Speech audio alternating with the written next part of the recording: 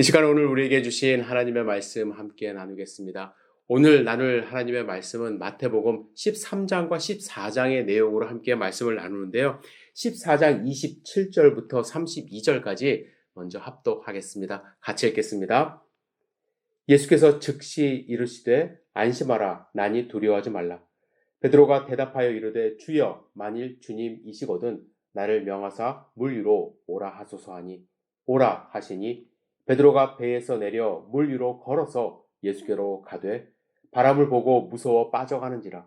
소리질러 이르되 주여, 나를 구원하소서 하니 예수께서 즉시 손을 내밀어 그를 붙잡으시며 이르시되 믿음이 작은 자여, 왜 의심하였느냐 하시고 배에 함께 오르매 바람이 그치는지라. 아멘. 오늘 주실 말씀을 기대하면서 잠시 기도드립니다. 사랑과 은혜가 충만하신 아버지 하나님, 말씀하여 주시옵소서. 주님의 말씀을 우리 마음밭에 뿌려 30배, 60배, 100배의 결실을 맺을 수 있도록 주여 인도하여 주시옵소서. 오직 주님의 음성에 귀 기울이는 소중한 시간이 될 수 있도록 인도하여 주시옵소서. 예수님의 이름으로 기도드렸사옵나이다. 아멘. 맛과 질에서 타의 추정을 불허하는 전설적인 햄을 파는 한 여인에 관한 이야기가 있습니다. 그 여인은 재료 선택부터 이제 모든 공정 과정을 아주 엄격하게 관리하는 것으로 유명한데, 특히 다른 사람과 이제 다른 제품과 이제 구별되는 그녀만의 특별한 방법이 하나 있었다고 합니다. 햄을 오븐에 넣기 전에 양쪽 끝을 잘라내는 것입니다. 보통 사람들은 음식을 낭비하는 것이라고 생각했지만 이 특이한 과정이 이 그녀의 맛의 비결 가운데 하나라고 생각을 해서 감히 질문을 하지 않았습니다. 하지만 이를 지켜본 한 사람이 이 궁금증을 참지 못하고 질문합니다. 아니, 왜 양쪽 끝을 잘라냅니까? 제가 생각하기에는 좀 낭비되는 것 같은데요. 아무렇지 않게 이제 이렇게 질문을 하니까 그녀가 이렇게 대답합니다. 글쎄요. 우리 엄마가 항상 그렇게 해왔기 때문에 저도 그렇게 따라하는 것 뿐입니다. 이 과정이 집안 대대로 내려오는 이제 요리 비법 가운데 아주 필요한 부분이라고 생각해서 그냥 어머니를 따라 했을 뿐이라는 거예요. 의심 없이. 하지만 햄의 인기가 높아지면서 그러한 질문이 계속해서 쏟아지니까 그 이유를 반드시 알아야 할 것 같아서 어머니께 여쭤봅니다. 그런데 그 어머니도요, 자기의 어머니가 항상 그렇게 해왔기 때문이라고 따라 했을 뿐이라고 이야기를 하는 거예요. 그래서 이 요리의 근원, 이 요리법의 근원을 알아보겠다고 이제 결심을 해서 시골에 살고 있는 할머니에게 찾아갑니다. 그래서 할머님이 돌아가시기 전에 꼭 그 대답을 듣고 싶었던 것이죠. 그래서 할머니께 질문해요. 할머니는 왜 햄을 오븐에 넣기 전에 양쪽 끝을 잘라내셨어요? 그러자 할머님이 아무렇지도 않게 이렇게 대답합니다. 아이, 그야 햄을 담는 그릇이 작아서 그랬던 거지 라고 말씀을 하셨다고 합니다. 여러분, 이 이야기는요, 우리가 알고 있는 전통, 우리가 따라하는 이 전통이 때로는 아무 의미 없는 행동의 반복이라는 사실을 알려줍니다. 여러분, 예수님 당시 유대인들은요, 하나님이 지키라고 주신 율법을 원래 목적에서 한참 벗어나서 아무 의미 없이 반복하는 그러한 삶을 살고 있었던 거예요. 하나님과의 인격적인 만남을 통해서 하나님의 백성으로 기쁨으로 하나님이 주신 율법을 지키며 살아가야 함에도 불구하고 누가 이 전통을 잘 지키는가? 누가 랍비들이 한 말을 잘 지키며 살아가는가? 감시하고 저대로 살고 있는가? 서로를 쳐다보며 살았던 것입니다. 장로의 유전에 랍비의 전통의 그 의미를 알려고 하지 않고 맹목적으로 끌려다니는 삶을 살았던 것입니다. 그래서 예수님은 진짜 하나님 나라는 어떤 나라인가? 마태복음 5장에 보시면 산상수훈을 통해서 하나님 나라 사람들이 받는 8가지 복에 대해서 말씀하신 후에 이것을 깨트려야 한다. 너희들이 알고 있는 의미 없는 전통적인 삶의 모습을 깨트려야 한다고 예수님은 선포하셨어요. 여러분 기억나세요? 맹세를 그들이 하지 않았습니까? 이제 맹세를 이용해서 교묘한 방법으로 진리를 은폐하거나 왜곡하는 틀을 깨트려야 된다. 제가 말씀을 드렸어요. 또 하나님 나라는 어떤 틀을 깨야 되냐면 손해보지 않으려고 하는 틀, 이기적인 삶의 틀을 깨트려야 돼요. 또 하나님의 나라는 원수까지 사랑하게 하시며 사랑의 한계를 두는 그 틀을 깨트려야 참된 하나님의 백성으로서 하나님 나라 맛을 보며 살 수 있다라고 제가 말씀드린 기억이 납니다. 여러분, 하나님 나라는요, 이 틀을 깨야 돼요. 전통적인 삶에 얽매여서는 진짜 하나님 나라의 맛을 느낄 수가 없는 것입니다. 예수님은 산상수훈을 통해서 하나님 나라 백성이 살아가야 하는 모습을 말씀하신 후에 제자들에게 권능을 주시고 그들에게 복음을 전하게 하셨어요. 그리고 예수님은 갈릴리를 중심으로 병든 자를 고치셨어요. 귀신을 내어 쫓으셨어요. 회당에서 율법을 가르치시며 메시아를 기대하던 사람들에게 하나님 나라 맛을 보게 하셨습니다. 따라서 예수님의 인기가 하늘 높은 줄 모르고 치솟았어요. 예수님이 가는 곳마다 사람들이 모여들기 시작했습니다. 12장 12절을 보면 예수께서 아시고 거기를 떠나가시니 많은 사람이 따르는지라. 13장 2절에 큰 무리가 그에게로 모여들거늘 예수께서 배에 올라가 앉으시고 많은 사람이 따랐습니다. 예수님께 나아왔습니다. 하지만 여러분, 성경에 보면 예수님의 인기가 올라갈수록 예수님을 반대하던 사람들도 나타났어요. 첫 번째, 어떤 사람들이 나타났냐면 기득권을 놓지 않으려는 종교 지도자들이에요. 종교적 기득권을 갖고 있었던 바리새인, 서기관들, 예수님의 인기에 위기감을 느꼈고 예수님의 일거수일투족을 감시하기 시작합니다. 그들이 왜 예수님을 감시했을까요? 왜 예수님의 등장에 위기감을 느꼈을까요? 여러분, 예수님이 만약 진짜 메시아라 한다면요, 유대교는 지금 없어져야 하기 때문에 그렇습니다. 메시아가 왔다는 것은 새 시대가 시작됐다는 것을 의미합니다. 따라서 옛 것은 없어져야 되는데 그 대표적인 것이 성전이에요. 성전의 제사가 없어지고 율법이 사라져야 합니다. 하지만 바리새파를 비롯한 수많은 종교 지도자들은 수백 년간 지켜온 그들의 기득권을 포기할 수가 없었습니다. 여러분, 생각해 보세요. 대제사장은 왕보다도 막강한 권력을 갖고 있습니다. 성전은 기본적으로 모든 남성들에게 성전세를 거두어요. 각종 절기 때마다 수많은 양의 제물이 수입으로 들어옵니다. 여러분 또 기억하시죠? 성전 안에 환전상인들과 제물을 파는 그런 장사꾼들이 있었어요. 그들이 어떻게 성전 안에서 장사할 수 있었겠습니까? 결탁한 거죠. 뒷돈을 받은 거예요. 그리고 그들이 해석하는 그리고 적용하는 율법으로 백성들의 삶을 좌지우지할 수가 있었습니다. 한편으로는 백성들로부터 지지와 존경을 받았고 또 한편으로는 힘든 일 하지 않고 전쟁에도 나가지 않고 평생도록 자자손손 경제적인 걱정하지 않으며 살아갈 수 있는데 그 기득권을 누가 포기하겠습니까? 물론 니고데모와 같은 사람들도 있죠. 거듭남에 대한 갈망이 있었던 사람, 그러한 사람 몇몇을 제외하고는 메시아이신 예수님을 환영할 수가 없었습니다. 또한 예수님을 거부한 사람들이 성경에 나오는데요. 예수님의 고향 사람들이에요. 13장 54절에 보면 고향으로 돌아가서 그들의 회당에서 가르치시니 그들이 놀라 이르되 이 사람의 지혜와 이런 능력이 어디서 났느냐. 고향에 가셔서 사역을 하셨어요. 사람들이 놀래요. 그런데 그들이 예수님을 받아들였을까요? 아니라는 거예요. 57절에 보시면 예수를 배척했다고 말씀을 합니다. 배척이라는 단어는 단순히 예수님을 멀리한 것이 아니라 못마땅히 생각하여 공격적으로 대했다라는 것이죠. 왜 그들이 예수님을 배척했을까요? 그들은 예수님의 과거의 모습에 얽매여 있었어요. 갇혀 있었어요. 55절에 사람들이 이렇게 말합니다. 이는 그 목수의 아들이 아니냐? 그 어머니는 마리아, 그 형제들은 야고보, 요셉, 시몬, 유다라 하지 않느냐? 예수님의 형제들에 대해서 이렇게 자세히 말씀하는 성경 구절이 없어요. 즉 고향 사람들은요, 예수님이 어릴 때부터 누구와 어떻게 성장했는지 다 알고 있다라는 것입니다. 예수님은 30살이 되어서 사역을 본격적으로 하지 않았습니까? 그 전에는 능력을 발휘하지 않으셨어요. 평범한 사람으로 형제들과 함께 고을에서 동네에서 성장을 하셨습니다. 그런데 어느 날 갑자기 권위 있는 사람으로 나타난 거예요. 회당에서 가르치십니다. 병자를 고치십니다. 이러한 예수님을 보니까 그들이 기억하던 예수님이 아닌 거예요. 너무나도 변해버린 예수님을 받아들이지 못한 것입니다. 그런데 여러분, 저는 한 가지가 더 궁금했어요.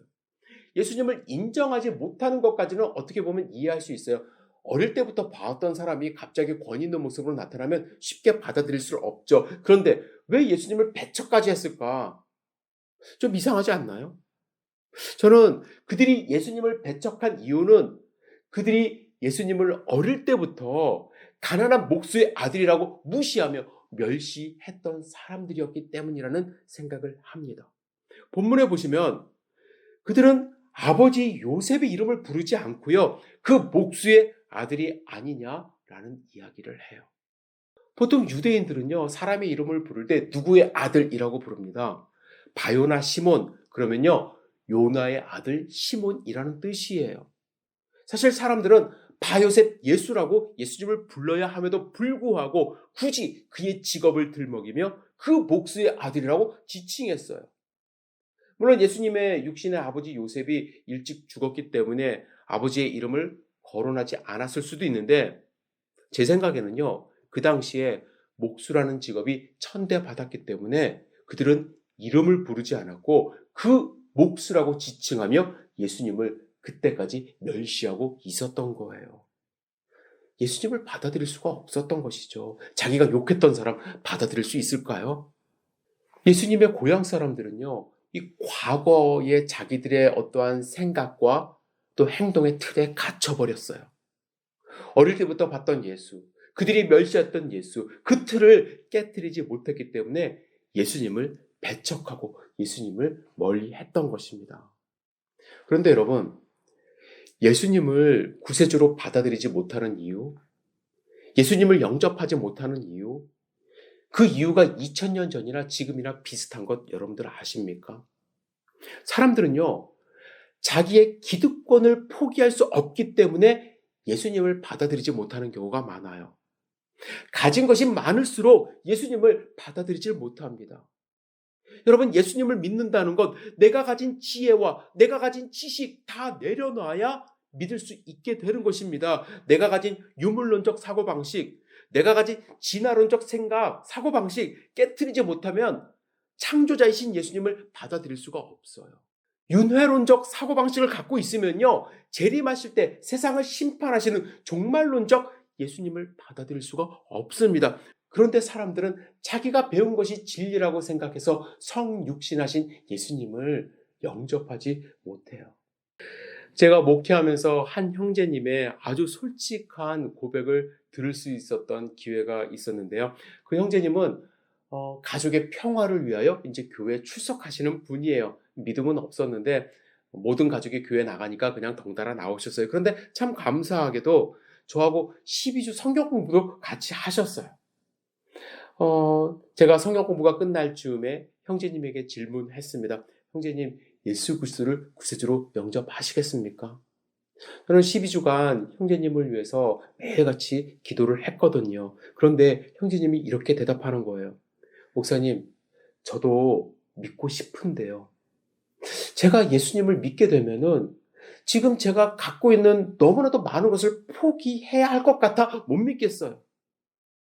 그리고 제가 이 예수 믿는다고 하는 사람들 회사에서도 그렇고 학교에서도 그렇고 너무 무시를 했거든요.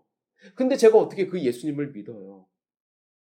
이 형제님은 회사에서 인정받는 사람이었고 학벌도 아주 좋은 사람이었습니다. 그런 그가 예수 믿고 변화되었다고 한다면 주변에서 이상한 사람 취급할 것 같아서 용기가 나지 않는다고 이야기를 하는 것입니다. 저는 개인적으로 솔직히 좀 아쉬웠어요. 12주간 열심히 기도했고 또 성경 공부했는데, 그죠? 근데 한편으로는 또 고마웠어요. 그렇게 솔직하게 이야기를 하니까. 그냥 어떤 분들은요, 그냥 믿는다고 얘기해요. 근데 그분은 자기가 아직 못 믿겠다고 저한테 솔직하게 이야기를 했습니다. 그래서 오히려 더 그분을 위해서 간절하게 기도하는 시간이 있었습니다. 근데 2년 후에 예수 그리스도를 영접하셨어요. 침례까지 받으셨어요. 제가 이 말씀을 여러분들에게 드리는 이유는요. 예수님을 받아들이고 영접하는 것. 우리를 감싸고 있는 아주 두꺼운 틀을 깨트리는 것이기 때문에 결코 인간적인 노력으로 쉽지 않다라는 것이에요. 우리의 힘과 능력으로는 불가능합니다. 바리새인들처럼 예수님의 고향에 사는 사람들처럼 종교적인 삶을 사는 사람들, 특별히 또 예수님을 조금이라도 안다고 자부하는 사람들 더 힘듭니다. 너무나도 두꺼운 벽이 그들에게 쳐져 있어요. 마태복음 14장에 보시면요. 우리가 가진 틀로 예수님을 바라봤을 때 예수님을 받아들이기 더 어렵게 만드는 두 가지 기적 같은 사건이 나와요. 그 하나는 보리떡 5개와 물고기 2마리로 남자만 5,000명이나 되는 사람들을 먹이시고 그 남은 것을 12광주리에 모은 오병이어의 사건입니다. 여러분, 이 사건은요, 어린아이가 자기가 먹기 위해 싸온 도시락을 예수님께 드렸을 때 일어난 기적입니다. 여러분은 이 사건을 믿으십니까? 이 사건은요, 우리가 굳게 믿고 있는, 알고 있는 과학적인 사실, 질량 보존의 법칙을 깨트리는 사건이에요. 보리떡 5개와 물고기 2마리의 질량은 어린아이 1명이 먹을 수 있는 도시락 양입니다. 그런데 어떻게 이 1명이 배부를 수 있는 질량으로 5,000명이나 되는 사람이 배부르게 먹을 수 있을까? 이 기적은 예수님이 어떤 분인지 분명하게 나타내는 사건이기 때문에 사복음서에 동일하게 기록되어 있습니다. 하지만 많은 분들은 이 사건을 믿을 수 없다고 생각을 해요. 믿질 않아요. 그래서 말도 안 되는 일이라고 생각을 합니다. 여러 가지 추측을 해요. 그래서 여러분, 어떤 사람은요, 어린아이가 도시락을 꺼냈을 때 그 모습을 보고 이어서 사람들이 하나 둘씩 도시락을 꺼내 먹기 시작했다고 이야기를 해요. 또 어떤 사람은요, 집단적으로 환상을 봤다라고 이야기를 합니다. 그걸 믿는 게 더 어려운데 그렇게 이야기하기도 해요. 또 어떤 사람은 그냥 상징적인 이야기일 뿐, 이거는 그냥 꾸며낸 이야기다라고 이야기를 합니다. 하지만 하나님의 말씀인 이 성경에 기록된 사건을 의심하는 것, 예수님이 누구인지 믿지 못하는 거예요. 예수님 하나님이십니다. 천지를 창조하신 분이에요. 여러분 가족의 구세주 되십니다. 따라서 우리가 경험하는 질량 보존의 법칙이 그의 나라에서 깨질 수 있다는 것을 안다면 예수님이 이루신 이 기적 같은 사건 우리는 믿을 수 있게 되고 예수님이 누구인지 우리는 받아들일 수 있게 되는 것이에요. 질량 보존의 법칙으로 예수님을 바라보고 하나님을 생각할 때 우리는 절대로 예수님을 받아들일 수 없고 하나님을 믿을 수가 없다는 것이죠. 뿐만 아니라 예수님이 물 위를 걷는 모습이 14장에 나와요. 이 모습은요, 어떤 모습이에요? 우리가 알고 있는 중력의 법칙을 깨트리는 거예요. 오병이어의 사건을 보이신 후 예수님은 제자들을 배를 타고 먼저 건너편에 가게 하시고 혼자 산에 올라가셨습니다. 하나님과 교제하셨다고 저는 생각을 하고요. 그 시간에 제자들은 뭘 했느냐? 못 건너갔어요. 이 거스르는 바람 때문에 고난을 당하고 있었습니다. 힘들게 노를 젓고 있을 때에 예수님이 물 위를 걸어서 제자들에게 다가가셨습니다. 여러분, 2000년 전 제자들, 중력의 법칙이라는 이 용어 당연히 몰랐겠죠. 하지만 사람이 물 위를 걸을 수 없다는 것 알고 있습니다. 그래서 그들은 물 위로 걸어오는 그 사람을 보면서 유령이라고 생각한 거예요. 그들이 갖고 있었던 이 상식의 틀로 예수님을 본 것입니다. 그들이 갖고 있었던 상식의 틀로 예수님을 바라봤을 때 예수님을 제대로 볼 수 없었던 것이죠. 유령으로 본 것입니다. 예수님은 의도적으로 오병이어 사건 이후에 물 위를 걸으시는 모습을 보이신 거예요. 우리가 가진 생각의 틀, 사고의 틀에서는 예수님을 제대로 볼 수 없고 예수님을 영접할 수 없음을 알려주십니다. 하지만 오늘 본문을 통해서 우리에게 가능성을 열어주셨어요. 그 가능성은 베드로입니다. 베드로는 물 위로 걸어오는 분이 예수라는 것을 알고 예수님께 이렇게 말합니다. 만일 주님이시여든 나를 명하여 물 위로 오라 하소서. 베드로는요, 주님은 제가 알고 있는 상식의 틀 밖의 분입니다 라고 고백하는 거예요. 따라서 저도 물 위로 걸어갈 수 있게 하실 수 있습니다 라는 고백이에요. 나를 명하여 오게 하소서. 예수님은 오라 하셨어요. 베드로는 예수님의 명령을 듣고 배에서 내렸습니다. 그가 가진 상식의 틀 밖으로 나갔어요. 29절에 보면 물 위로 걸어서 예수께로 가되 라는 말씀이 있습니다. 그가 물 위를 걸었어요. 여러분, 베드로는 그가 가진 틀을 깼을 때 기적을 경험할 수 있었던 거예요. 예수님을 경험할 수 있었던 거예요. 물론 베드로는 그가 가진 모든 틀을 다 깨트린 그러한 상황은 아니었습니다. 예수님께 가면서 동시에 무엇을 봤어요? 바람을 봅니다. 마음을 빼앗겼어요. 무서워했어요. 그래서 물에 빠졌습니다. 예수님이 그를 건지시면서 뭐라고 하셨습니까? 믿음이 작은 자여 왜 의심하였느냐? 그는 책망을 받았어요. 하지만 베드로는요, 우리에게 아주 커다란 교훈을 줍니다. 우리가 틀 안에 있다면 결코 예수님을 제대로 경험할 수 없다라는 거예요. 배 안에 남아있던 다른 사람들, 제자들, 물 위를 걷는 경험을 할 수 없었지만 베드로는 비록 물에 빠지긴 했어도 배 밖으로 나왔을 때에, 예수님을 향해 걸어갔을 때에 그는 조금이라도 물 위를 걸으며 예수님을 경험할 수 있는 위대한 제자가 된 것입니다. 여러분은 어떠세요? 여러분은 예수님을 경험하고 있습니까? 여러분에게 예수님은 어떤 분이십니까? 내가 만약에 틀 안에만 있다고 한다면, 내가 가진 상식 속에서만 예수님을 생각한다면 우리는 결코 예수님의 위대함을 경험할 수가 없습니다. 성령 하나님은 지금도 역사하십니다. 하나님은 우리와 함께하고 계십니다. 예수 그리스도가 우리와 함께하고 계십니다. 그 예수님을 영접하시고 예수님의 위대한 손길을 여러분들이 경험하는 하루하루 되시기를 주님의 이름으로 축복합니다. 우리는 나를 둘러싸고 있는, 내가 옳다고 믿는 그 틀을 깨트릴 때 예수님을 만날 수가 있고 예수님을 경험할 수가 있는 것입니다. 예수님을 경험하는 소중한 삶 사시기를 주님의 이름으로 축복합니다. 기도하겠습니다. 전능하신 주님, 혹시 우리가 예수님을 제대로 알지 못하고 예수님을 제대로 경험하지 못하며 사는 것은 아닌지요? 우리의 삶을 불쌍히 여겨주시옵소서. 우리를 도와주시옵소서.